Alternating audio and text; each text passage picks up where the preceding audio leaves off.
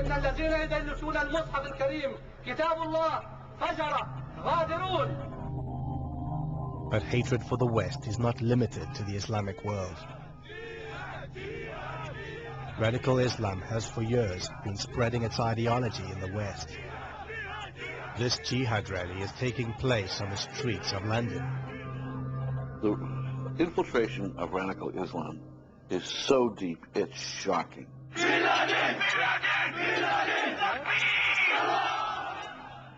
And everyone's in denial about it. The minute you say, oh, this is an extremist group, you know, all of a sudden it's, oh, you're not being politically correct. You have al-Muhajirun, who's an open-fledged terrorist entity, speaking out on the streets, calling for Muslims to jihad against Britain. UK, USA! UK, USA! Fuck USA! Fuck USA! Fuck UK! Fuck UK! UK, USA! We've been infiltrated by people who want the Quran to replace our constitution. أنا رحت سنة 95 لقيت خطب بتقول إن هم منطلقين للبيت الأبيض خلاص من المساجد، من بعض المساجد.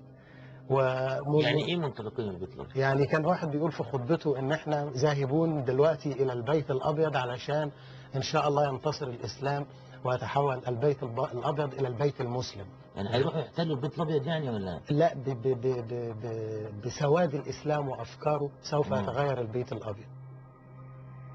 Hamas has the largest infrastructure of all terrorist organizations on American soil today. They are not trying to be part of the American way of life. They are not trying to be part of our culture. They are here with an agenda to make Islam the law of the land. Just to show where our loyalty belongs to. You see this flag here? It's going to go on the floor. And to us, our loyalty does not belong to this flag. Our loyalty belongs to Allah subhanahu wa ta'ala. Takbir! Allahu Akbar! Allahu Akbar! Of course, not all Muslims are like that. But we've been infiltrated with this kind of agenda. And America has to wake up because we are strangling ourselves with our political correctness. There is tremendous deception in terms of saying one thing publicly and another thing privately. Yasser Arafat obviously was the master of this dual agenda in terms of openly supporting pluralism or nonviolence or condemning terrorism. I condemn completely these terrorist activities. And then secretly or behind closed doors supporting it. Sometimes you would find a Muslim who appears to be moderate. We were the first, as you may remember, post-September the 11th, who said that the actions of flying planes full of innocent civilians into buildings is not legitimate. But in his deeds, he's not as moderate as he is. We are here to talk about the Magnificent 19. Those who 2 years ago today split the world into two camps, into the camp of Islam and the camp of non-Islam or kufr.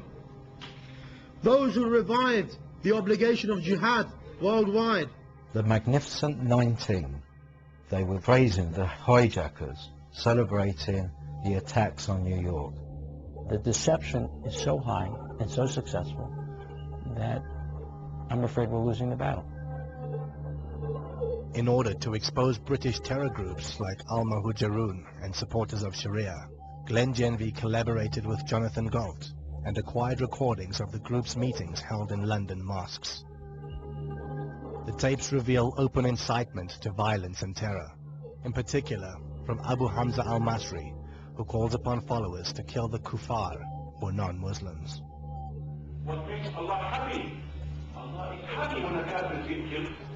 Abu Hamza, in one of the clips, is talking about the word kufar, that if you are not a Muslim and you live in a Muslim land, you are like a cow.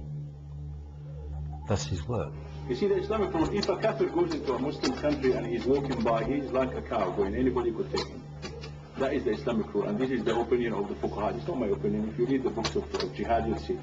You can take him to market You can sell him. Kafir is walking by. He went inside. You catch him. What are you doing here? Then he's a Buddha. You can sell him the market. You can kill him. If Muslims cannot take them to the and sell them in the market, then you just kill them. It's okay. Hamza's a speaker. He brainwashes people. He gets funding. He sends them to commit murder abroad. IAMYahweh is a UK-based Islamic pressure group with offices in Pakistan. 25-year-old Abdul Salam grew up in London's Brick Lane. Now he's a recruiter for the Taliban. What's your involvement in recruiting and training young British Muslims? Who the Muslims from Britain, there's hundreds of them that come over from Britain to Pakistan or Afghanistan. And what we do is we supply them with weapons, clothing, we feed them, we shelter them. Yeah, I'm British born, British bred. Are you willing to kill British soldiers? I'm willing to kill British soldiers simply because of the fact that they're engaging in a war that is against my brethren.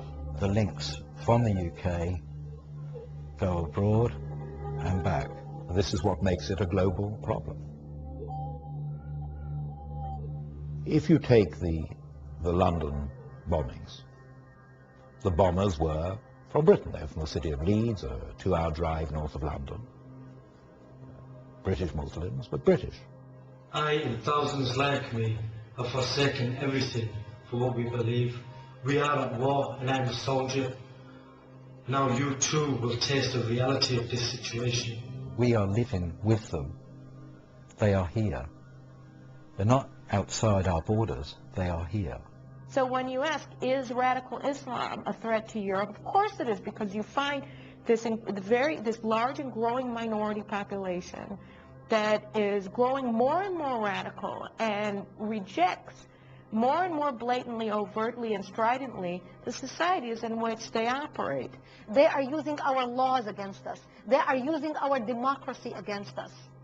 And they know it. They know exactly what they're doing. When you think just from a military perspective, forgetting everything else, the September 11th hijackers trained for their mission to attack the United States inside the United States of America.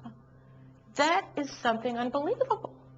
Here these 19 Arab Islamic fundamentalists come to the United States, dress like Americans, get American driver's license, register in American flight schools, and in American flight schools, they learn how to destroy the World Trade Center with American jetliners.